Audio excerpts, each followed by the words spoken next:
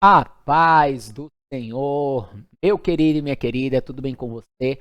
Sou eu mais um dia, pastor Herman Temel, para darmos continuidade ao nosso plano anual de leitura da Bíblia. Vamos ler mais 2 capítulos do livro de Atos dos Apóstolos, capítulos 1 e 12. Hoje provavelmente o vídeo será aí bem mais curto, pois os capítulos são curtos, mas eu quero seguir o cronograma do nosso plano anual de leitura. Mas antes disso, antes de lermos, se você ainda não se inscreveu aqui no canal, inscreva-se, me ajude a crescer aqui na plataforma do YouTube e a levar a palavra de Deus ainda mais longe. Me ajuda muito também se você compartilhar esse vídeo e também deixar aí o seu comentário, tudo isso dá engajamento para o vídeo e assim eu alcanço mais pessoas com a palavra de Deus. Você faz tudo isso gratuitamente, isso mesmo, sem gastar nada, você me ajuda a levar a palavra de Deus mais longe. Já aproveita e me segue também lá no Instagram. Você que recebeu o link deste vídeo compartilhado por alguém e ainda não assistiu os vídeos anteriores, é bem importante. Este é um plano anual de leitura da Bíblia, é bem importante que você assista a partir do vídeo. E em um ano, vendo um vídeo por dia, você vai ler toda a palavra de Deus comigo e eu estou sempre trazendo comentários com a leitura bíblica, com certeza vai ser muito bom para você. Para que você tenha acesso à playlist completa na descrição deste vídeo e aqui nos cards eu deixarei o link. Amém? Vamos então orar para que façamos a nossa leitura de olhos, curva a sua cabeça, é momento de oração. Senhor meu Deus e Pai Todo-Poderoso, é no nome santo e bendito do teu amado Filho, Senhor Jesus, mais um dia estamos aqui reunidos para ler a tua palavra e para aprender mais de ti, aprender mais de tudo aquilo que diz ao teu reino, a tua vontade e a doutrina apostólica. Peço, Pai, em nome de Jesus, Senhor, mais uma vez fale conosco através da tua palavra, venhamos aguardá-la no nosso coração, praticá-la e ver a cada dia prosperar o nosso caminho. Peço, Deus, também que o Senhor venha abençoar grandemente a vida de cada homem, cada mulher que está fazendo esse plano de leitura. Abençoe também a casa, o lar, a família desta pessoa. Jesus. Amém. Amém, amados? Vamos então para a leitura.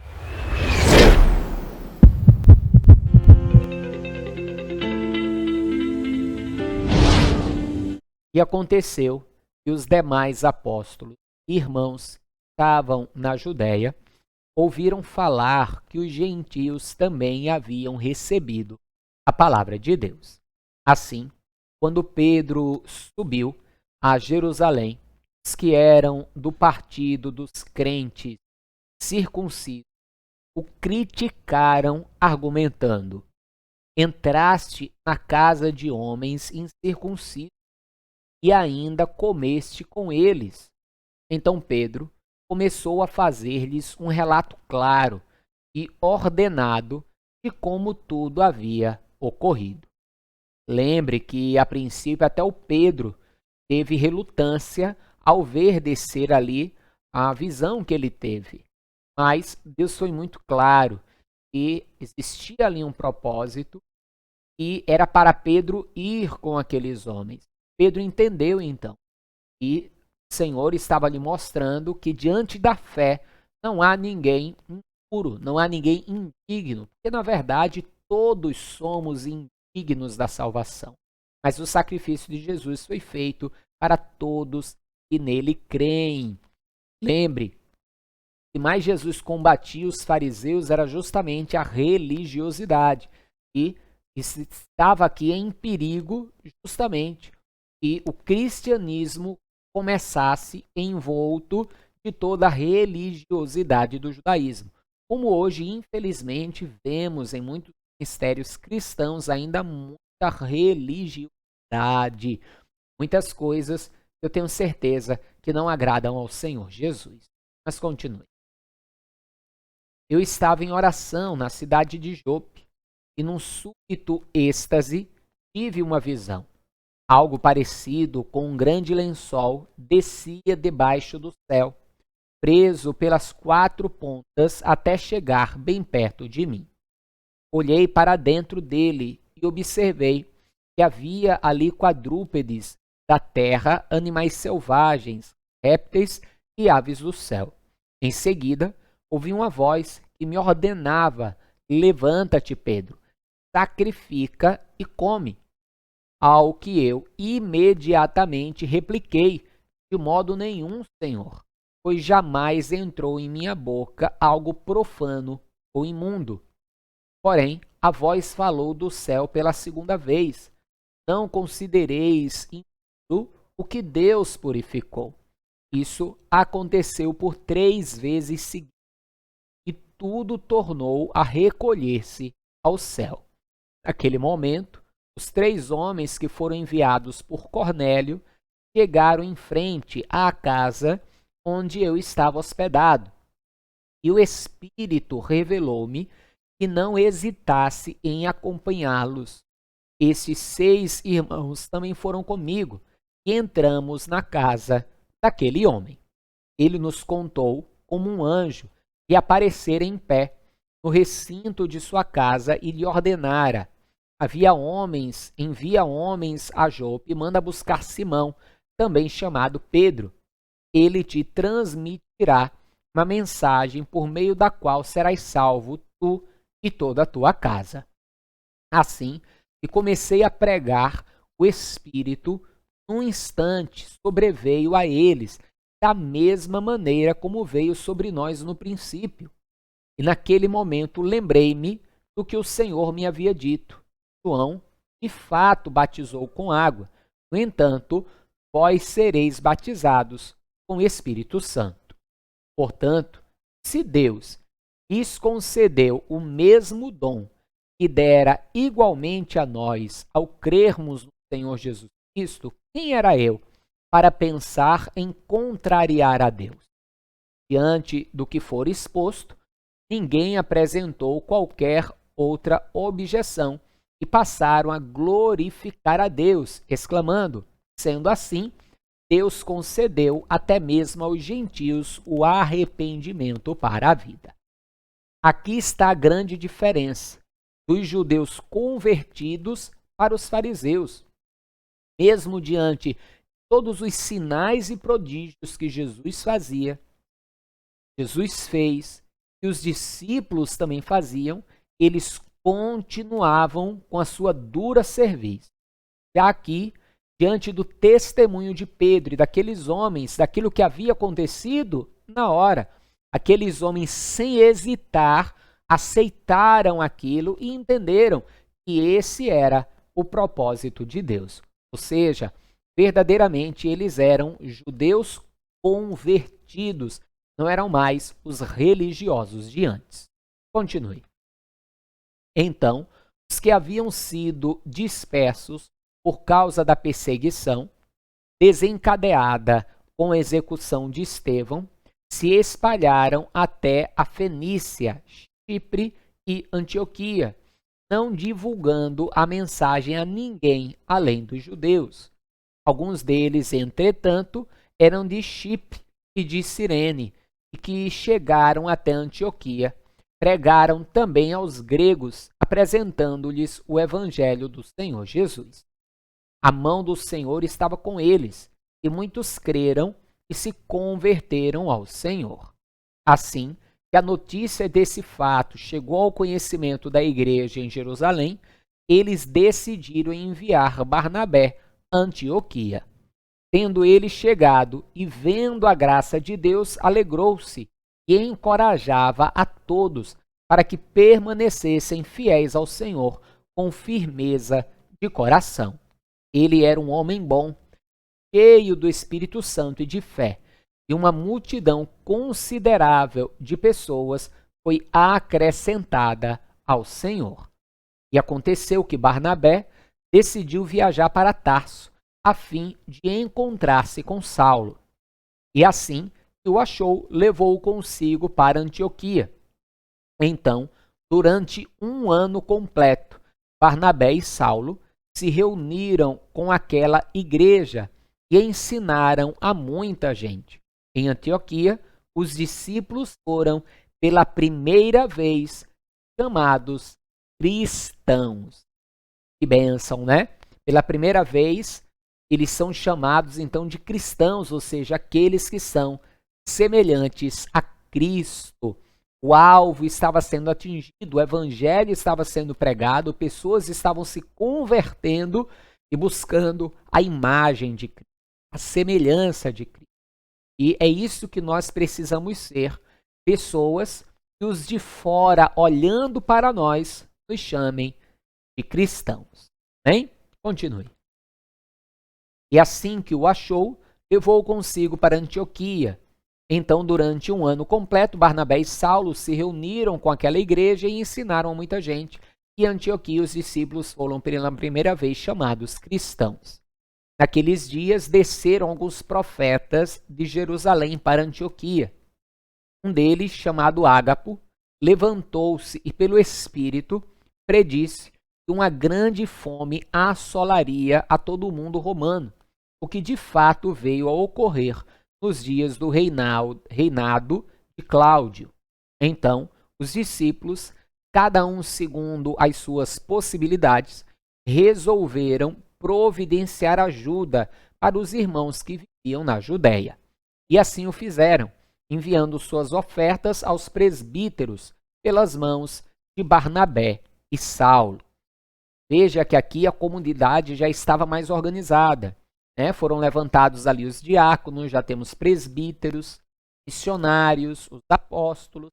Eles já tinham ali os seus lugares de reuniões, que na maioria das vezes ainda era nas casas uns dos outros. Só muito depois que vão começar então a ter os seus templos, na semelhança das sinagogas da época, eles vão ter também um local de se reunirem para buscar a Deus. Mas isso vai ser muito depois, até porque na época da perseguição mesmo da igreja, eles se encontravam onde davam, até em catatumbas e em lugares dos mais diversos, contudo, que pudessem se reunir para buscar a Deus. Continue. Naquela mesma ocasião, o rei Herodes mandou prender alguns que pertenciam à igreja, com o objetivo de maltratá-los, e matou a Tiago, irmão de João, por execução ao fio da espada.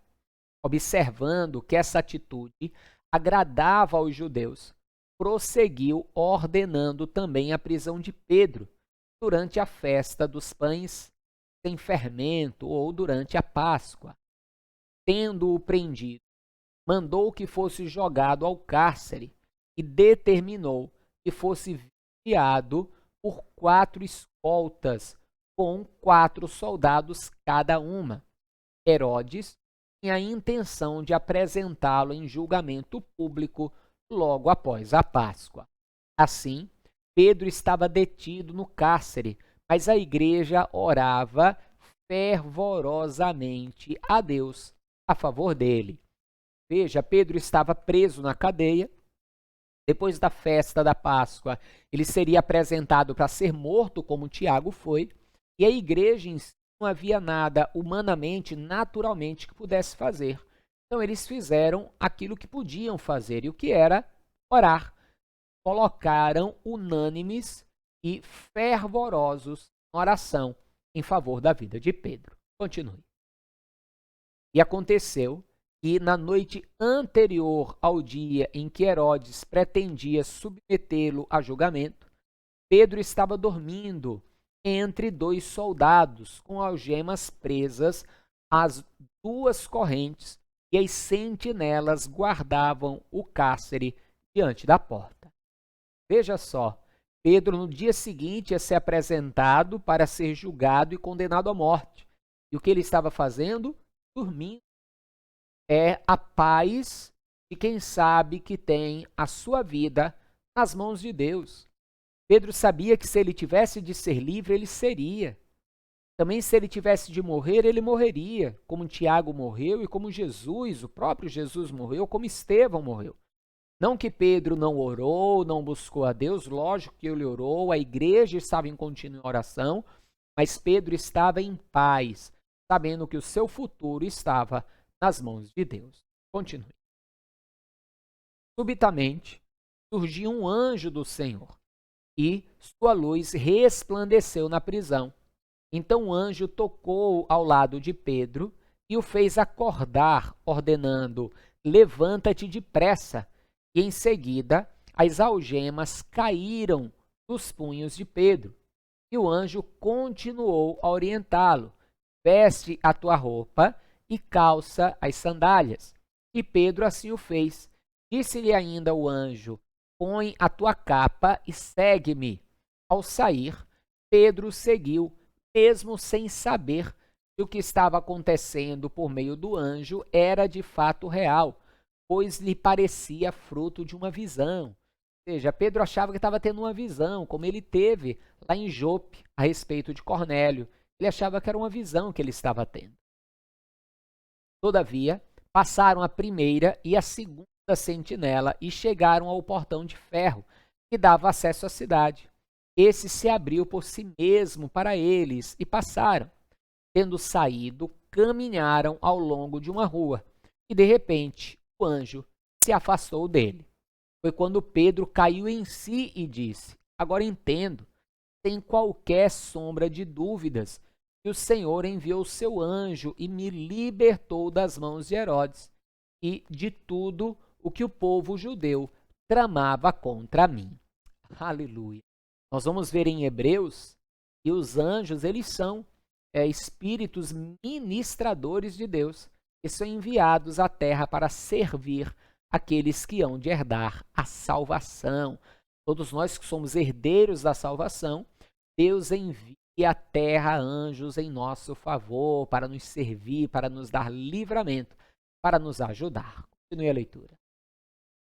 Depois de assim refletir, colocou-se a caminho da casa de Maria, mãe de João, também chamado Marcos, onde muitas pessoas estavam reunidas em oração. Eis que Pedro chega e bate à porta do alpendre, e uma serva chamada Rode veio atender. Assim que reconheceu a voz de Pedro, tomada de grande alegria, ela correu de volta sem abrir a porta e exclamou: é Pedro, ele está lá fora à porta. Todavia, eles lhe replicaram: estás fora de si? Mas diante da forte insistência da mulher em afirmar que era Pedro, ponderaram-lhe: ora, é possível que tenhas visto o anjo dele. Veja que coisa, né? Ainda hoje é assim. Pessoa ora, ora, ora, ora. É quando o milagre acontece, a pessoa duvida. Ah, será que é mesmo? Eles tinham orado fervorosamente, um milagre acontece e agora eles questionam, eles duvidam. Que coisa, hein? Felizmente, muitas vezes agimos da mesma forma. Continue. Entretanto, Pedro continuou batendo, e quando enfim abriram a porta e o viram, ficaram atônitos. Ele, por sua vez, fazendo-lhes sinais com as mãos para que se calassem, explicou-lhes como o Senhor o havia libertado do cárcere e pediu-lhes anunciar isto a Tiago e aos demais irmãos. E saindo, retirou-se para outro lugar. Assim que o dia raiou, houve enorme tumulto entre os soldados quanto ao que teria ocorrido a Pedro. Ordenando uma busca completa e não encontrando, Herodes submeteu todos os guardas a severo interrogatório e, por fim, os mandou executar. Passados esses acontecimentos, foi Herodes da Judéia para Cesareia e permaneceu ali durante algum tempo. Herodes estava tomado de ira contra o povo de Tiro e Sidom. Todavia, eles havia prometido uma reunião e buscavam uma maneira de serem recebidos em audiência por ele. Havendo conquistado o apoio de Blasto, homem de confiança do rei, pediram paz, pois dependiam das terras do rei para obter alimento às suas famílias. Assim, no dia marcado, Herodes, vestindo trajes majestosos, assentou-se no seu trono e proclamou um discurso ao povo. Então, a multidão começou a gritar: eis que é um Deus, e não um simples mortal que nos fala. Mas, considerando que Herodes não ofereceu glória a Deus, no mesmo instante um anjo do Senhor o feriu. Ele morreu comido de vermes.